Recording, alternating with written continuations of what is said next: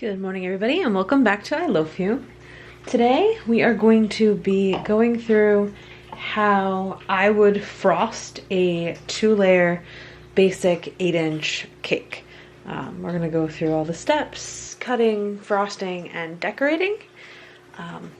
Most of this video will be voiceover, as I find it very difficult to explain what I'm doing while I'm doing it.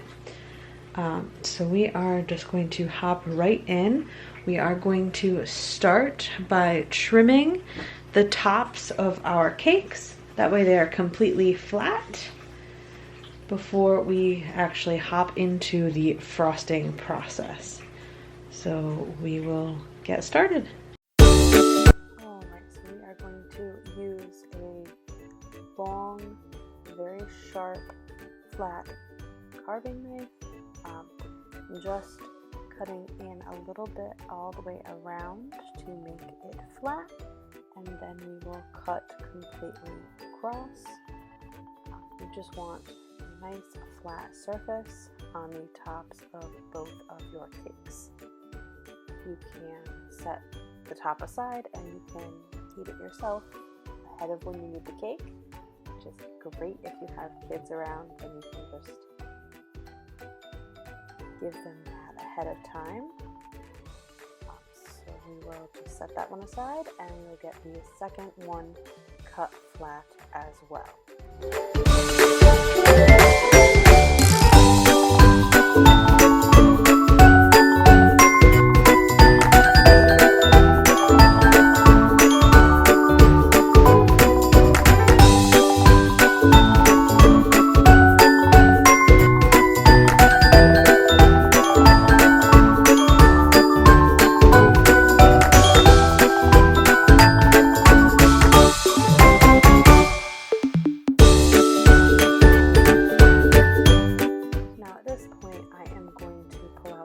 Board that we're going to be using, and I'm going to put a small dollop of our buttercream frosting in the center.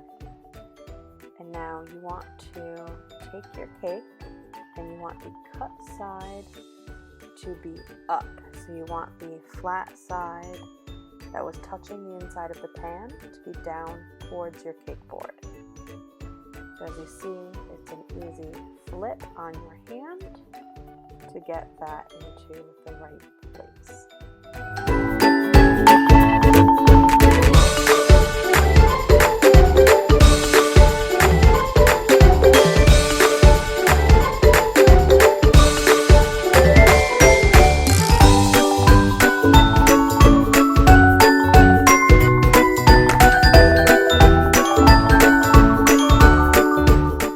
Now that we are completely crumb-free, I have my buttercream in a piping bag that I just snipped the tip on, and we're going to pipe a nice border around the entirety of our cake.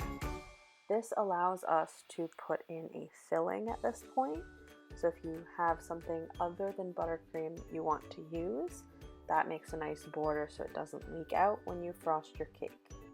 We, however, today are just going to use buttercream.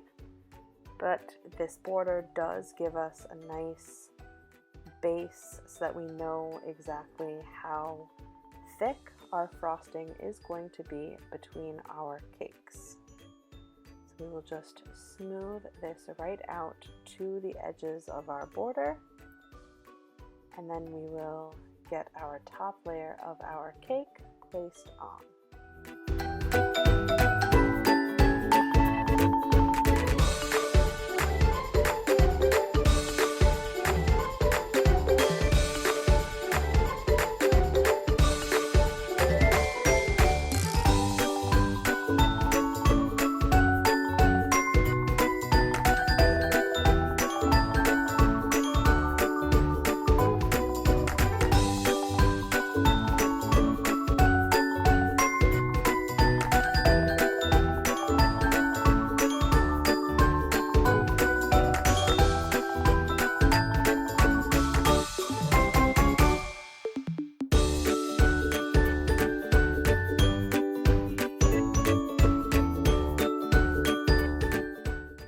going to put our top layer on.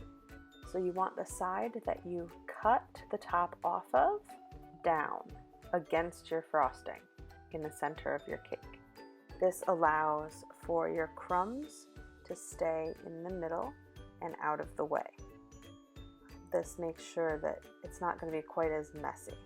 So now I use my hand to quickly go through this.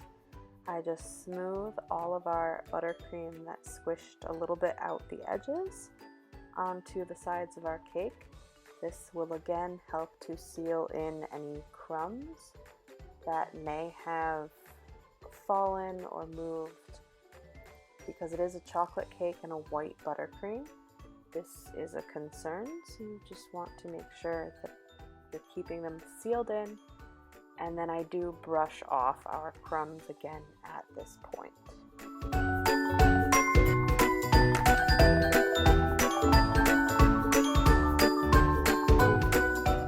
Now, I have my frosting all in a piping bag, just with the tip cut off.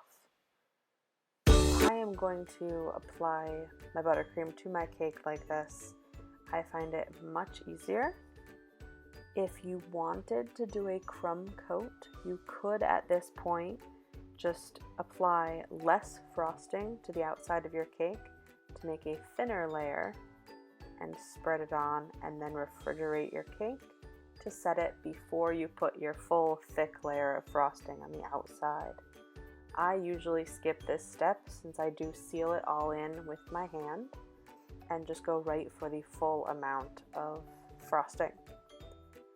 So as you see, I apply to the edges of my cake first, and then I go around the top edge and then fill in the top of the cake from there. Once all of the buttercream has been applied to the cake, then I will use my large offset pastry knife to smooth first the top and then move down to the sides. You do just want to make sure that there are no crumbs on your knife before you start, otherwise you will make a mess, and skipping the crumb coat will have all been for nothing, because you will get crumbs in your frosting that way. Once the top is done, you just want to move on to smoothing down the sides of our cake. I apologize for the switching angles here. I was having a very difficult time figuring out a good angle for you guys to be able to see this at. You just want to smooth back and forth your frosting, and then I will be pulling out my bench scraper, which is just a metal flat piece of metal. You can find different versions of these, whether it's in the paint scraping department at a store. Usually has a flat tool that could be used for this as well. As long as it is washed and clean, then it is all right. This one is meant specifically for food, however. So I work my way all the way around the cake, just holding it nice and straight and flat up and down, and turn the cake around it. That way it smooths out all of my frosting, and I don't have to worry too much about any air pockets or bubbles. You will see I did miss a spot apparently while I was going around the cake, so you will see that pop up on the side of the cake. So you just want to pull in the top edge directly towards the center, and you want to make sure you scrape off your knife every time. Otherwise, you will get a little lump of frosting right on the edge that you won't be able to get rid of. So just pull and scrape. And it makes a nice crisp edge with a nice flat top.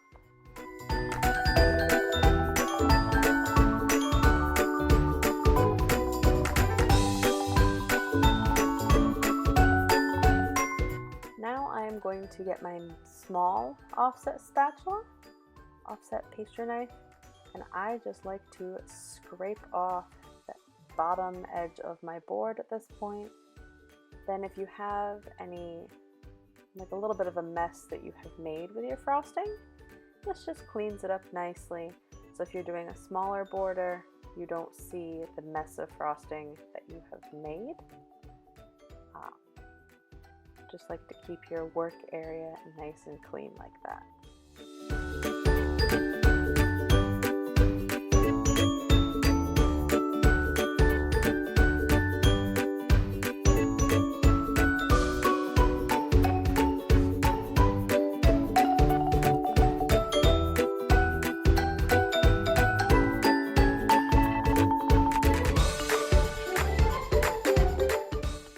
Now we want to start with our border.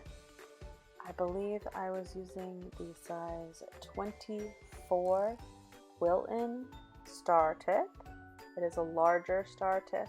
I do find that the larger border looks just a little bit nicer.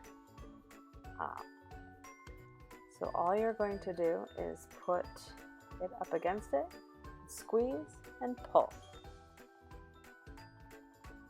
You're not moving the bag really at all. You place it in one spot, squeeze it, and then pull away. And it makes this nice shell border.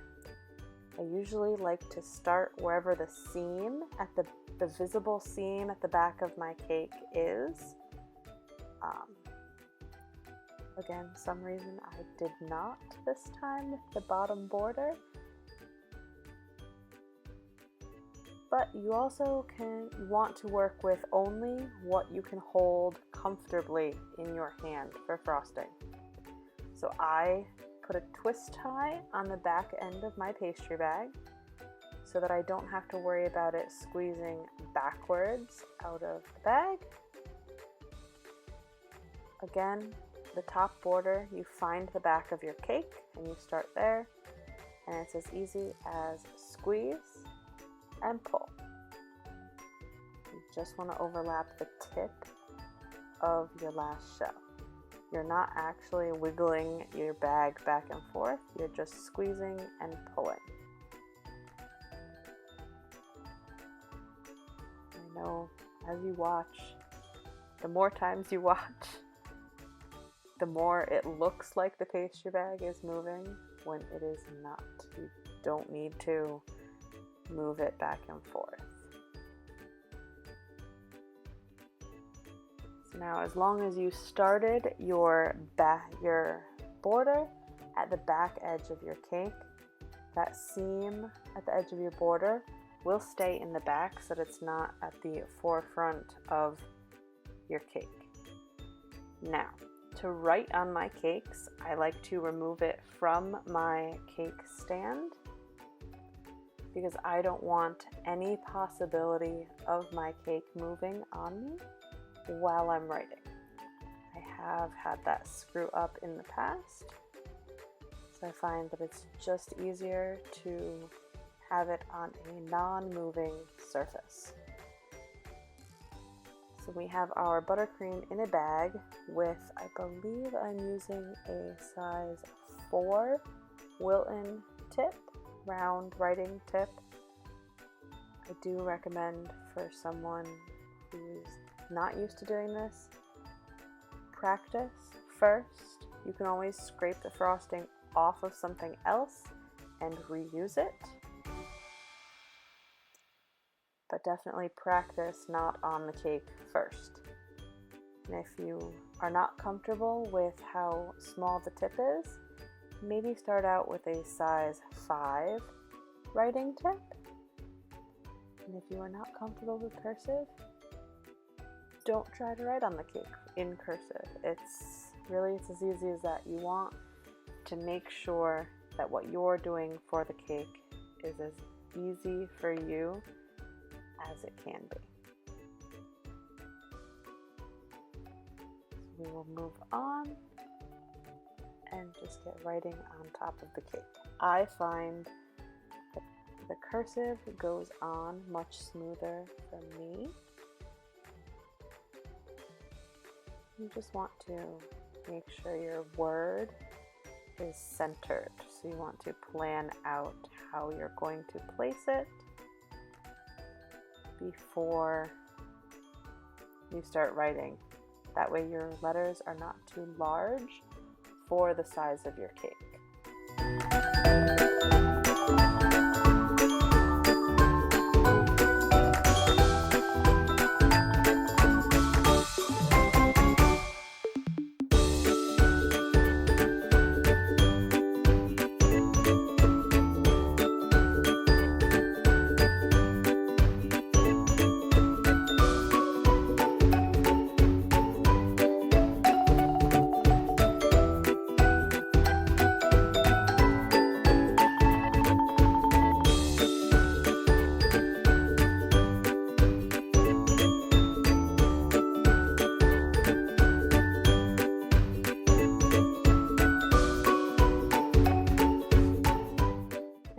To sometimes just do a little bit of decoration inside the border. It just adds a little pop of color. So you just find the little area between the two shells, and I just put a little dot. I try my best to go every other shell. However, when I get to the end, as you will see here, I often have more or less shells than I was expecting. So I end up having to put one in every shell all the way around the top. But it just adds a little pop of color into your border and just looks nice. If that's something that you're looking for, you can always put sprinkles in there or just a little something to add a little extra bit of character to your cake. Thank you so much for watching and tuning in here today. I hope you enjoyed this tutorial. If you have any requests for anything you'd like to see in the future, please let me know. Comment down below, let me know what you'd like to see. And feel free to subscribe if you'd like to see more content like this in the future. Like the video. And again, let me know if there's something specific that you would like to see. Thank you so much for watching, and happy baking!